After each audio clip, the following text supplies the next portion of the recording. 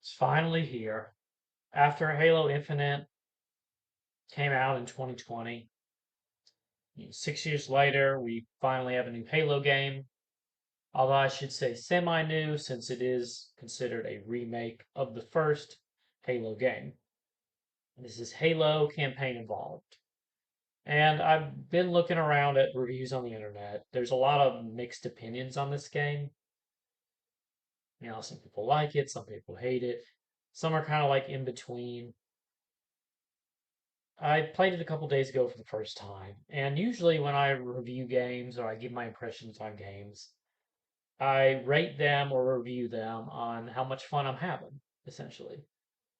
I've done that with several games that have gotten, not so great reviews, like Redfall. I really enjoyed Redfall a lot.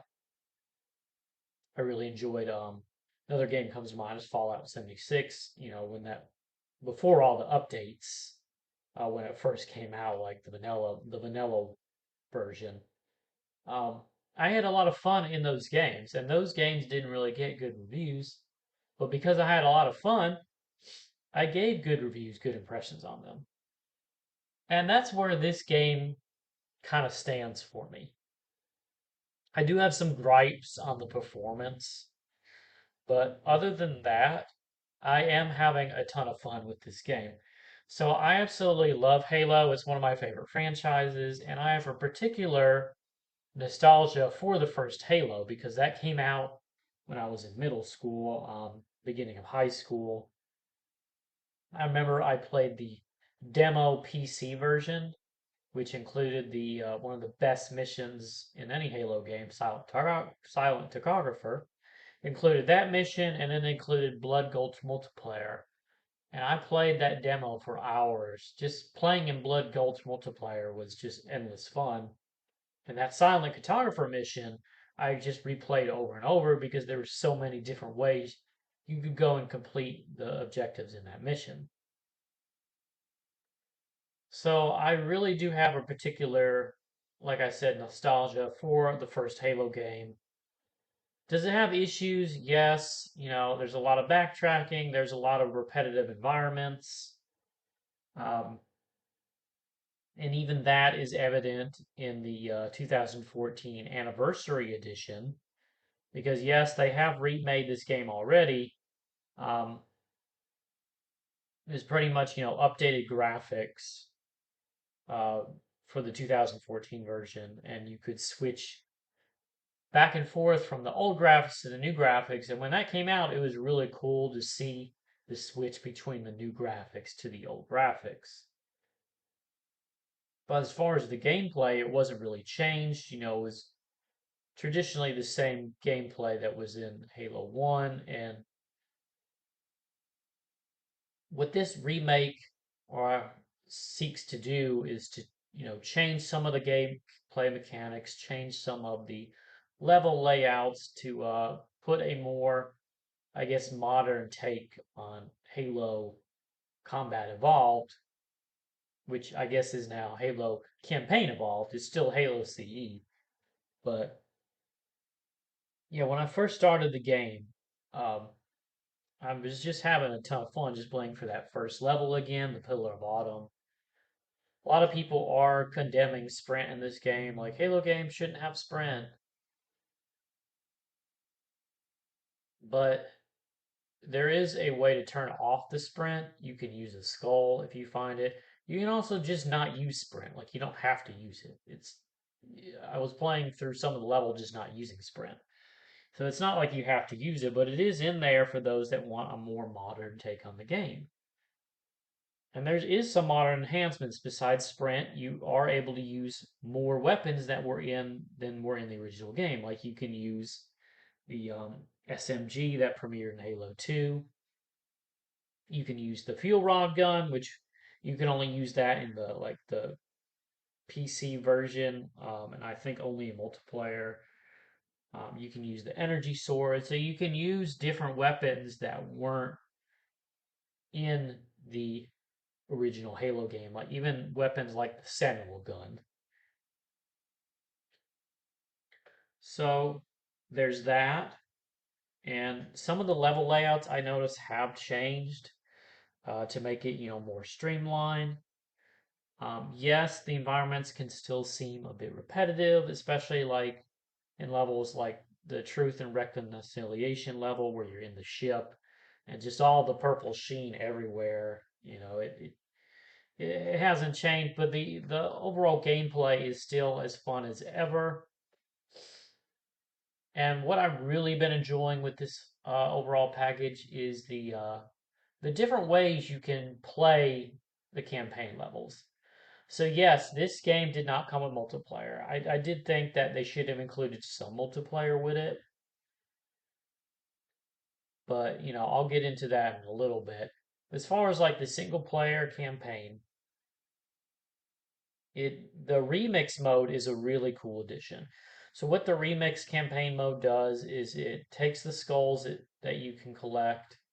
It also gives you additional skulls. It gives you a skull that remixes the weapons that you find and remixes the enemy types. So essentially, I was playing Pillar of Autumn again. I replayed the level like 3 times. I was playing Pillar of Autumn again, and I was playing it fighting the Flood and fighting hunters with a fuel rod gun, an energy sword, a sentinel gun. I was having the grunts explode everywhere because after you kill them, they explode everywhere if you have that certain skull on. So it was absolutely chaos. It was like playing an online like frenzy game in multiplayer mode. You can also put the gameplay in third person for the first time, which is it's kind of weird looking, but there is some cool customization options that you can use if you bought the deluxe content. But then there's also some free customization. And that's where you really only third person mode is where you can see that customization.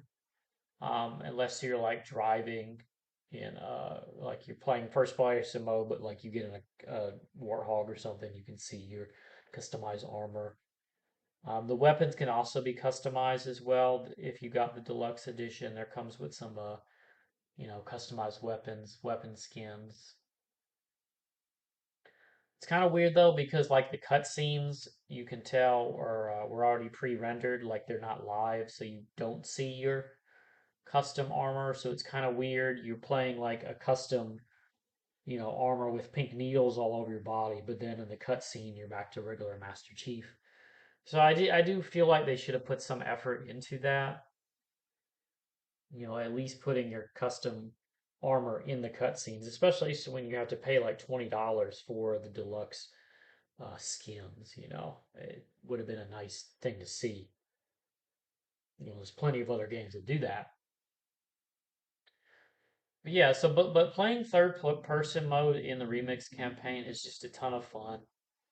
I just had fun just blasting everything, replaying the different levels with the different skulls, just seeing what kind of mayhem I could get into. And so with this, I had a lot of fun. I'm having a lot of playing the traditional campaign.